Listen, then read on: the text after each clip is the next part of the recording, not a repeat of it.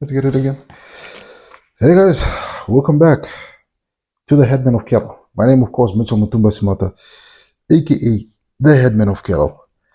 It's a hot night here in Namibia, summertime, mosquito season.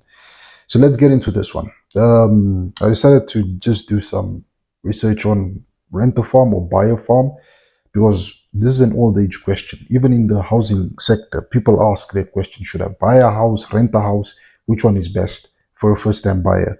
So I did some research. So let's get into it. Buying land, which is the first one. Let's make sure this guy is on. Okay, he's firing. Okay, advantages of buying land. Purchasing land gives you control over your destiny. You are in charge of the management decisions, whether it is choosing the crop rotation, determining other farming practices, or improving the property. You don't have to worry about land rent contracts, renewal or terminations.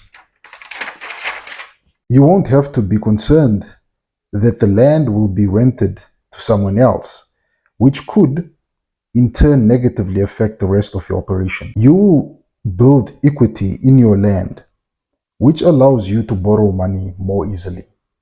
You will not only benefit from improvements you make on your own property, but also build long-term wealth from land ownership. The cons, the negatives now. Buying land is expensive and getting more so all the time. Getting financing for a multi-million dollar land purchase can be a hurdle, problematic. Moreover, buying land not only uses up your available capital, but can tie up funds, terrible, that can lead to cash flow problems, leave fewer dollars for machinery or input needs, or even other expansion opportunities. Large payments can limit your farm profitability. They are an especially steep barrier for beginning farmers.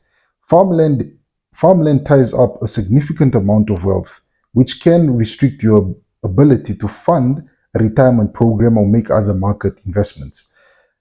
A land purchase could open a whole host of issues that you are responsible for, including soil, water, environment, and zoning problems.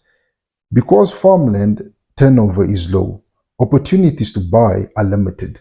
Because some farms don't really make anything, particularly with climate change, global warming, pest outbreaks, locusts, water problems, lack of rain. Many people are not willing to sell their farms because they'll end up selling it for beer money. So it's all their problem. So let's go of renting. The advantages of renting.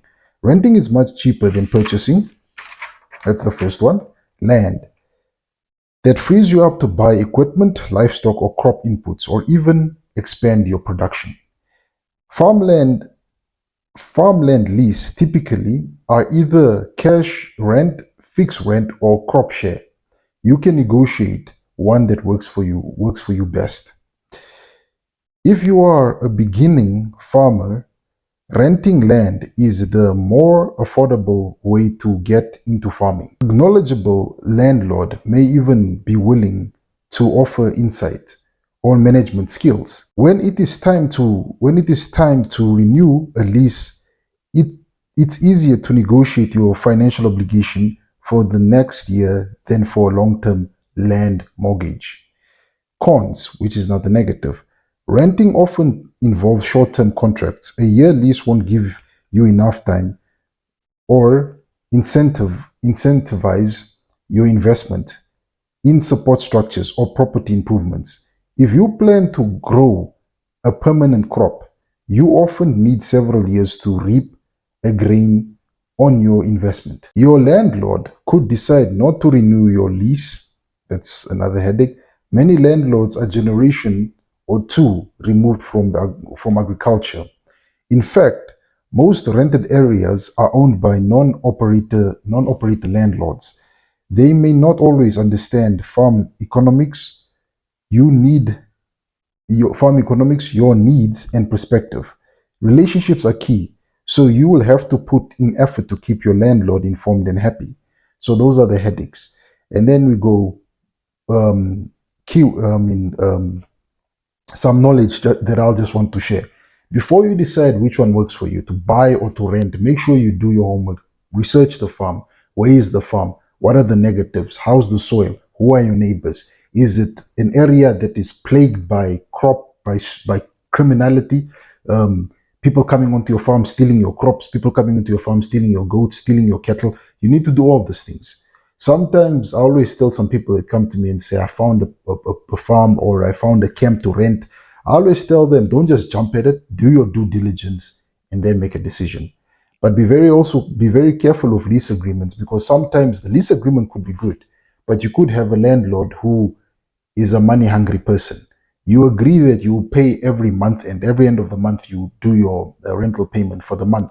This person calls you in the middle of the month, probably has a drinking problem, or probably is one of those guys that are entertaining young girls in town or entertaining women, or he has lots of kids, and the baby mamas have threatened to take him to what is this thing? They threatened to take him to maternity court. So he now has to get money from somewhere. I know one friend of mine was renting, and him and the farmer had a fallout. So the farmer, without even warning, just loaded up his cattle, drove with them all the way. I mean, drove with them all the way to, no, not even drove, opened up his farm gate and chased the man's animals out. So make sure you also get a very good landlord if you're going to rent. But that all depends on you. Like I said, if you're a beginning guy, you don't really have the capital, you just probably got a loan from a bank, lease for your first 5 years or 6 years, build your stock up, and then you decide to buy. But if you're a guy who's probably making big money, maybe you're a lawyer, maybe you're an engineer, maybe you're an IT entrepreneur like Elon Musk, or you're in the mining sector like the Mutsipis and the Ramaposas, and you're making lots of money in whatever business it is you're pursuing, buy, because you can afford to buy it. If you can afford to buy it upfront cash, multi-million of dollars released, go for it. But if you can't, I would say try and lease for starters, and then build up to the point you can buy. Because a mortgage is a problem, just like a house. I'm 32. This is not my house. This is my parents' house. But it's a problem. Mortgages are a problem, and it's a lifelong um, investment you've tied yourself into. And if you're unable to pay your mortgage off, what do banks do? Banks just come in and sell and put your properties on auction, leaving you with a broken heart. So it's all up to you. I always say it depends on what level of the economic spectrum you are. If you're a high earning individual and you can afford to buy the farm, go ahead. With that said, ladies and gentlemen, I just want to say bye for now.